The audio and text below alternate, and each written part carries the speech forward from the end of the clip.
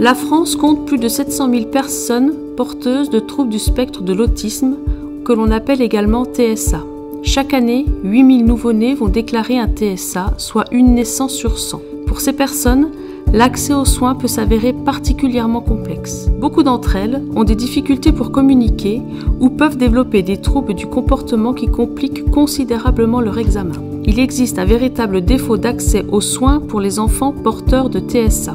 Face à ce constat, les équipes du CESAD Resam Autisme 21 et le CHU Dijon-Bourgogne ont mis en place une expérimentation. Son objectif est de préparer les jeunes aux soins en les habituant très progressivement aux gestes et à l'environnement des consultations. C'est le projet SIM-Soins. Le projet SIM-Soins consiste à proposer des séances d'habituation aux soins régulières aux enfants que nous accompagnons. Pour la mise en place de ce projet, nous avons établi un partenariat avec le CHU de Dijon. Ce projet s'inscrit dans le cadre d'une convention de partenariat entre l'UGCAM Bourgogne-Franche-Comté et le CHU de Dijon. Et plus particulièrement avec le Dr Ternois qui travaille pour le Centre de simulation en santé Dijon-Bourgogne. Nous accompagnons des enfants de 0 à 25 ans qui vivent au domicile familial. On les accompagne au plus proche de leurs besoins. Les enfants que nous accompagnons n'ont pas toujours un suivi médical régulier, voire pas du tout.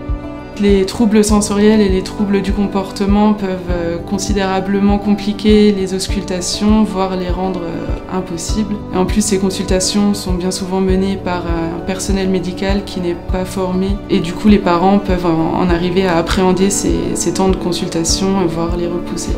Alors l'objectif est de proposer aux enfants qu'on a repérés, qui ont des difficultés, des séances de préparation à une consultation dans un environnement structuré et rassurant pour ces enfants. Pour ensuite le généraliser à des consultations en ville ou à l'hôpital. Le Centre de simulation en santé Dijon-Bourgogne est un service du CHU. Son activité est dédiée à la formation des professionnels de santé en formation initiale et continue. Sa devise est « Plus jamais la première fois sur le patient ». S'entraîner est indispensable pour les professionnels de santé. Depuis janvier 2022, le centre de simulation diversifie son activité en accueillant des patients porteurs de TSA. Le projet a été lancé avec le soutien de l'ARS Bourgogne-Franche-Comté dans le cadre du Fonds d'investissement régional renouvelé pour l'année 2023. Actuellement, dans le cadre du projet, je réalise les profils sensoriels pour les jeunes. Cette analyse nous permet de proposer des séances adaptées en termes d'habituation aux soins. Les familles doivent, avant chaque premier rendez-vous, remplir le passeport santé de l'enfant. Une fois qu'on a réuni toutes les informations auprès des familles et auprès des professionnels qui gravitent autour de l'enfant, on va construire un programme personnalisé pour chaque enfant avec des objectifs et un plan d'action séance par séance. Je suis le médecin référent de ce projet SIM-Soins et je centralise les besoins des enfants qui me sont transmis par l'éducatrice référente Aurélie Lecouvet. Alors la préparation est un travail collaboratif de communication entre l'éducatrice référente et le médecin référent au centre de simulation. Chaque séance est vraiment personnalisée. Super, c'est très bien.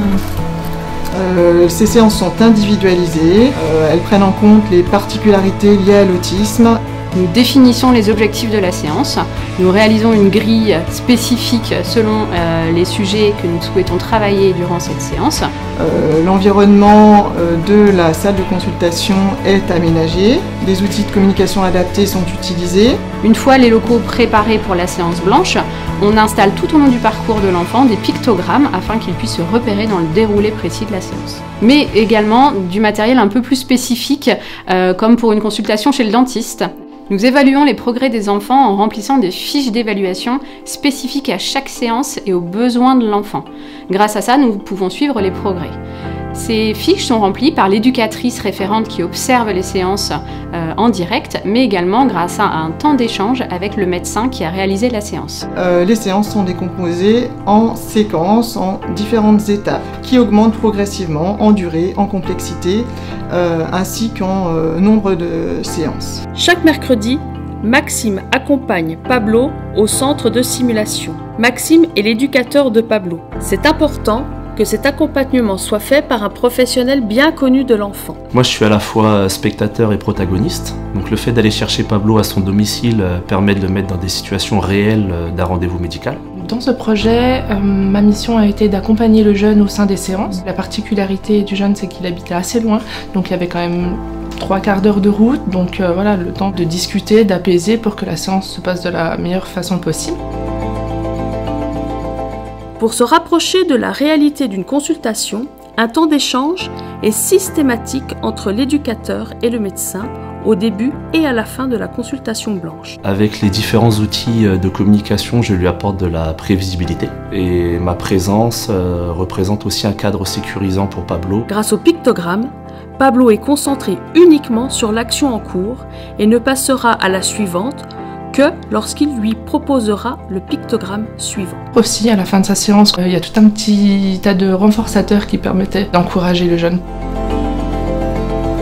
Les examens médicaux étaient quasiment impossibles pour Pablo avant les séances d'habituation aux soins. Ce qui m'a motivée pour ce projet, c'était justement de parvenir à pouvoir faire une consultation médicale de A à Z qui se passe bien, parce qu'il y avait notamment l'examen des oreilles, c'était très compliqué pour Pablo. Les habituations aux soins lui ont permis de généraliser les actes propres à celui d'un dentiste et de se familiariser avec le matériel médical. Je constate une très belle évolution puisque justement maintenant il est capable de faire une consultation normale avec tous les examens qui sont nécessaires et qu'on ne soit pas obligé, comme on devait faire avant, de passer sur certains examens parce que c'était pas possible. Il est capable de supporter le masque, donc ça c'est une très bonne nouvelle pour les futurs soins dentaires qu'il pourrait être amené à recevoir. Robinson avait un réflexe nauséeux au contact de l'abaisse-langue sur ses lèvres. 11 séances plus tard, une exploration complète de la bouche est possible. Je viens ici pour apprendre à recevoir des soins car je n'aime pas ça et je n'ai pas l'habitude. J'ai fait différentes choses, le soin des dents, le soin avec les pansements, le soin aussi avec le masque dès qu'on a une blessure. Ce qui était difficile, c'est d'avoir les outils de dentiste dans la bouche, ce genre de choses, et maintenant j'ai l'habitude. Un kit de soins contenant les outils utilisés en séance a été créé pour permettre à l'enfant de retrouver ses points de repère. Alors, l'accompagnement de Pablo touchant à sa fin, je vais vous donner son kit de rendez-vous que vous pourrez emmener à l'avenir quand vous aurez un rendez-vous avec Pablo ou si vous avez besoin d'aller aux urgences. Donc en tout premier, il y a son schéma. On a rajouté aussi le passeport santé que vous aviez eu l'occasion de remplir au début du projet. Un état des lieux de tout ce que Pablo sait faire actuellement. On a mis dans ce kit le jeu préféré de Pablo, qui l'aidera à patienter pendant que vous discuterez avec le médecin, lui expliquer pourquoi vous venez, et un petit livre qu'il adore pour l'aider à patienter dans la salle d'attente. Le temps d'attente est adapté à chaque enfant et sera augmenté très progressivement lors des séances suivantes. L'accès aux soins pour les personnes en situation de handicap est un enjeu majeur de la Haute Autorité de Santé. Nous allons étendre l'offre de soins du projet SIM-Soins à d'autres structures médico-sociales de l'UGCAM, mais également dans un second temps, nous accueillerons des enfants issus de structures médico-sociales différentes comme la CODEJ. Notre objectif est d'étendre l'offre de séances d'habituation à d'autres spécialités qui posent problème pour ces enfants porteurs de TSA, comme les soins dentaires, l'ophtalmologie, la radiologie, par exemple. Un projet de formation des professionnels de santé est en cours d'élaboration avec le Centre Ressources Autisme de Bourgogne afin de former les professionnels de santé à accueillir des enfants mais également des patients adultes porteurs de TSA. Le projet SIM-Soins est un projet novateur qui demande énormément d'implication de la part des différents acteurs et ses besoins en personnel vont devenir de plus en plus grands. Actuellement, le projet SIM-Soins est financé grâce au soutien de l'ARS Bourgogne-Franche-Comté. Aujourd'hui, nous avons besoin d'un soutien des établissements de santé ou autres afin de pérenniser ce projet.